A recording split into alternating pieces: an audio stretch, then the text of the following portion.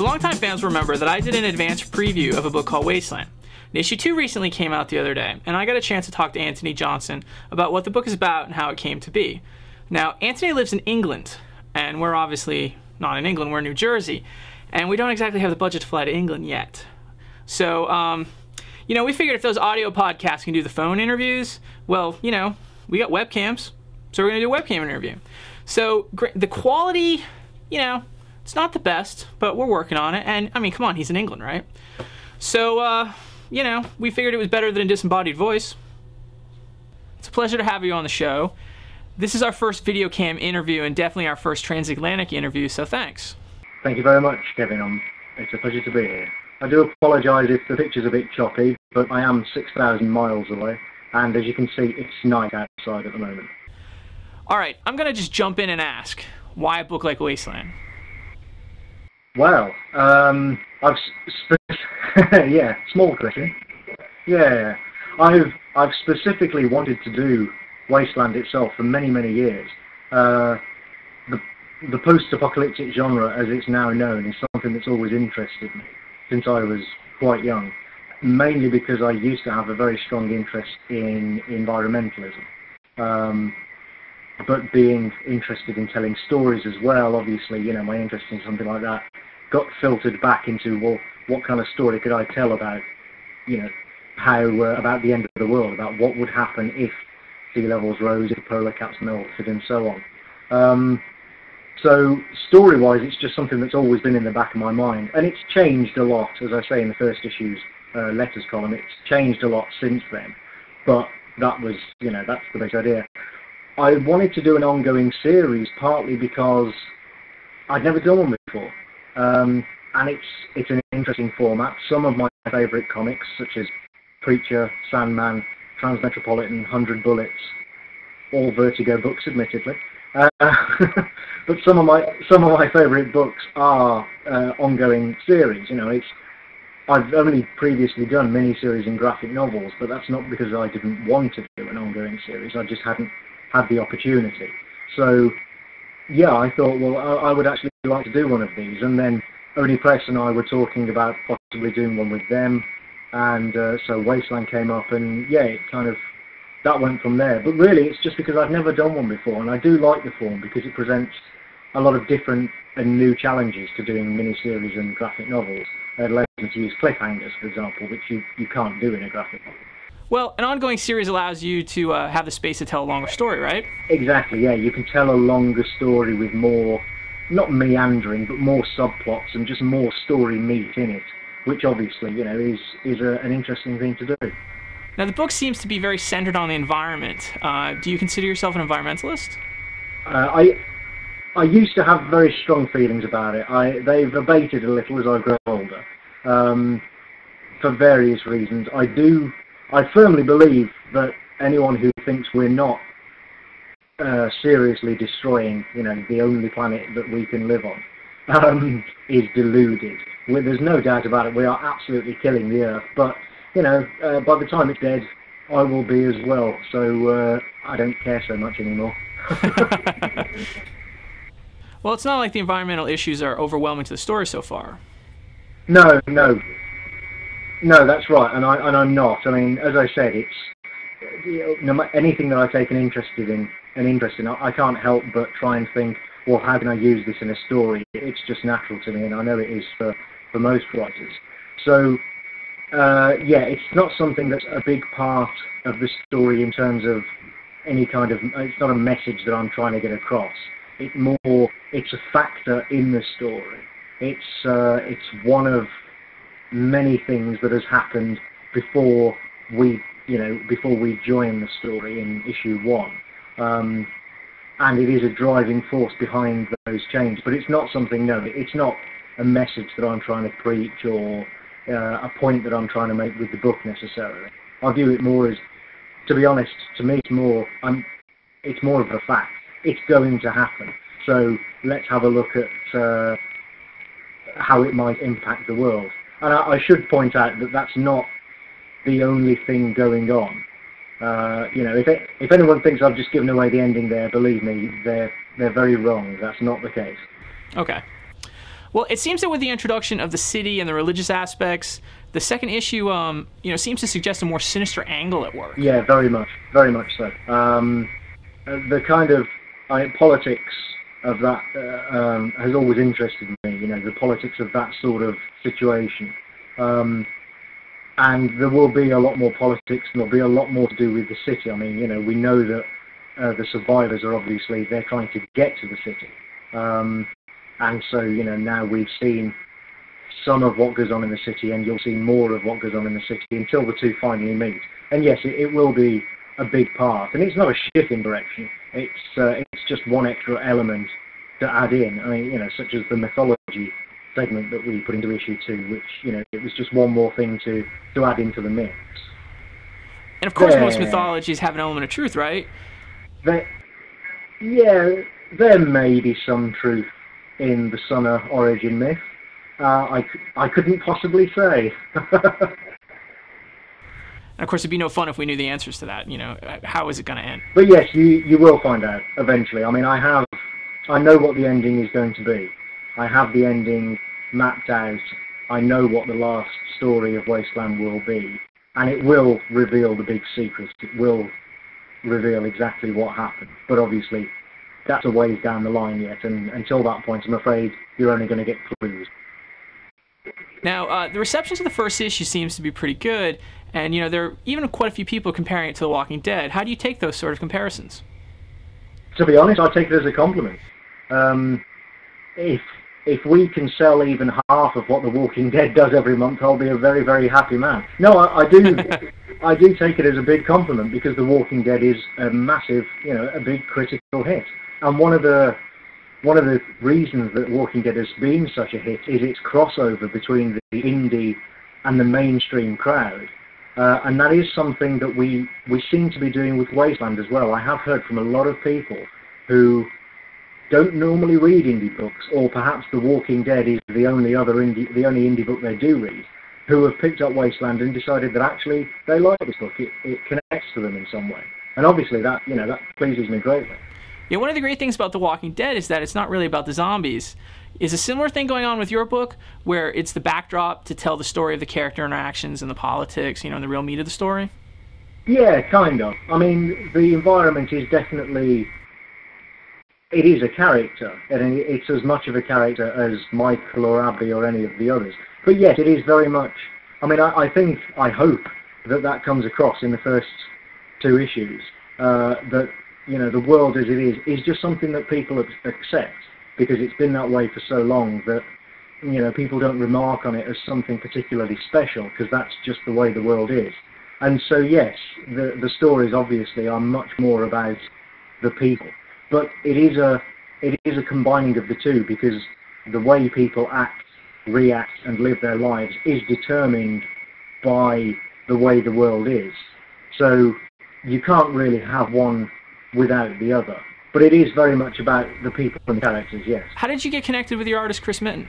I first became aware of Chris when he did a graphic novel with Neil Schaffer, or sorry, it might be Schaefer, for Oni Press, called Last Ticket Before Toll, which I believe was Chris's first professional work, and it showed real promise.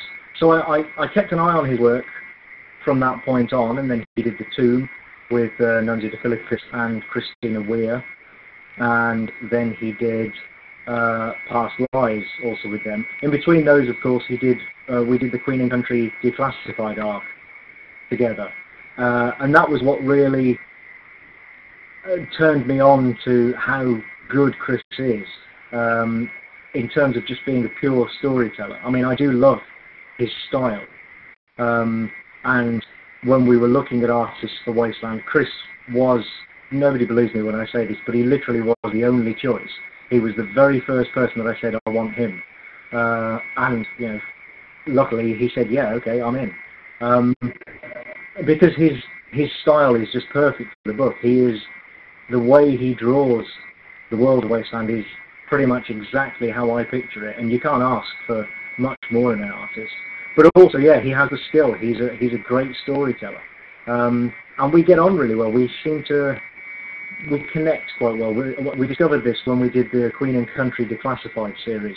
We have very similar ideas about how a comics page should be put together, about pacing, about the angle of shots and composition, that sort of thing. Yeah, we just connect very well, and obviously you're always hoping for that with an artist. So that was another reason that I said, he has to be the Wasteland artist. This is the guy. And I'm sure it's important to have that connection when you want to, to do an ongoing book, especially when you have, some sort of length going. You need to have an artist you can count on to get your vision across, right? Absolutely, yeah, absolutely. I mean, who knows? None of us can tell the future, and in 2 years' time, Marvel might back a truckload full of cash up to Chris's front door, and and off he goes. But I mean, I don't know. And Chris has said that he's committed to the book for as long as it runs, and obviously I am as well. Yeah. So I'm hoping that we can, much like something like Preacher or Transmetropolitan, hopefully we can get maybe 5 years of good comics out of this by a single creative team, which would be fantastic.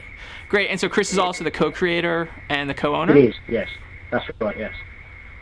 So how did you get Wasteland made? How hard was it, to find a publisher?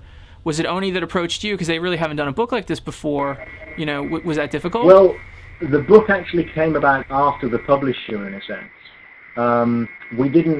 Chris and I didn't come up with Wasteland and then we touted it to publishers. It was that I'd done a lot of work for Oni, a lot of graphic novels and what have you, and we'd just done the Queen and Country Declassified series. Or actually, sorry, I was just about to do that. And James Lucas Jones, my editor at Oni, and I were talking about the possibility of doing an ongoing series, and he said, well, what would you like to do if you were to do an ongoing? And so I went away and thought about it, and Wasteland came to mind, as it often has over the past 15 years.